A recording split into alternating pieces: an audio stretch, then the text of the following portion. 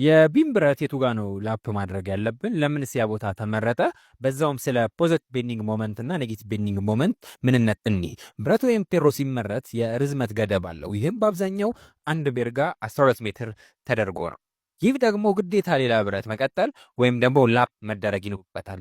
ይህን ስንሰራ የቱ ጋር ነው ላፕ ማድረግ ያለብን የሚለው እኒ ብረት ላፕ ስናደርግ ቤንዲንግ ሞመንት ከፍተኛ በሚሆንበት ቦታ ላይ ማድረግ የለብንም።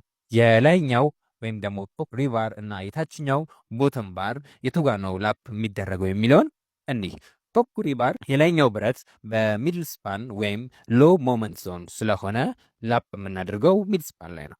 ቦተም ባራችንን ወይም ደግሞ የታችኛውን ብረት ደግሞ በሰፖርት ላይ ላፕ ማድረግ ይኖርብናል። ይህም ሎ ቴንሽን ዞን ስለሆነ ማለት ነው። ምንድናቸው እነዚህ ነገሮች የሚለውን በደንብ እናብራራ። ፖዘቲቭ ቤንዲንግ ሞመንት ወይም ደግሞ ሳጊንግ የምንለው ቢማችን ፎርስ በሚጫንበት ጊዜ ላይ የቢሙ የመካከለኛ ክፍል ወደ ታች ሲጎብ፣ በሰፖርት አካባቢ ላይ ደግሞ ወደ ላይ ወይም ደግሞ አፓርድ ይሆናል። ይህም ሰው በሚስቅበት ጊዜ ላይ አገጩ ወደ ታች ይሆናል፣ ጉንጩ ደግሞ ወደ ላይ ይሆናል። የላይኛው ብረት በኮምፕሬሽን ዞን ሲሆን የታችኛው ብረት ደግሞ ቴንሽን ይሆናል። ሌላኛው ደግሞ ኔጌቲቭ ቤንዲንግ ሞመንት ወይም ደግሞ ሆጊንግ እንለዋለን።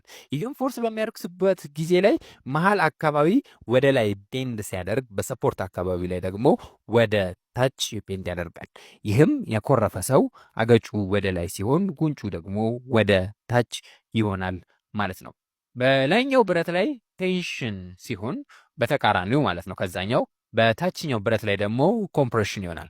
ስለዚህ በሚድ ስፓን ላይ ከፍተኛ ፖዘቲቭ ሞመንት ስለሚኖር ቦተም ብረቶች ቴንሽን ይፈጠርባቸዋል። ይህም ለመከላከል በሰፖርት አካባቢ ላይ ላፕ እናደርጋለን። ስለዚህ በሚድ ስፓን ላይ ከፍተኛ ፖዘቲቭ ሞመንት ስለሚኖር በብረቶቹ ላይ ቴንሽን ይፈጠራል።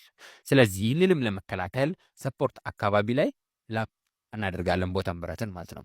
የላይኛውን ብረት ደግሞ በሚድ ስፓን ላይ ማክሲመም ሳጊንግ ስለሚኖር የታችኛው ብረት በቴንሽን ውስጥ ስለሚኖር የላይኛው ደግሞ ኮምፕሬሽን ላይ ይሆናል። ስለዚህ የቶፕ ብረትን ቴንሽን ስለሚይዝ የተሻለ ላፕ ማድረግ ያለብን በቢማችን ሚድ ስፓን ላይ ነው። ስለተከታተላችሁኝ አመሰግናለሁ። እወዳችኋለሁ።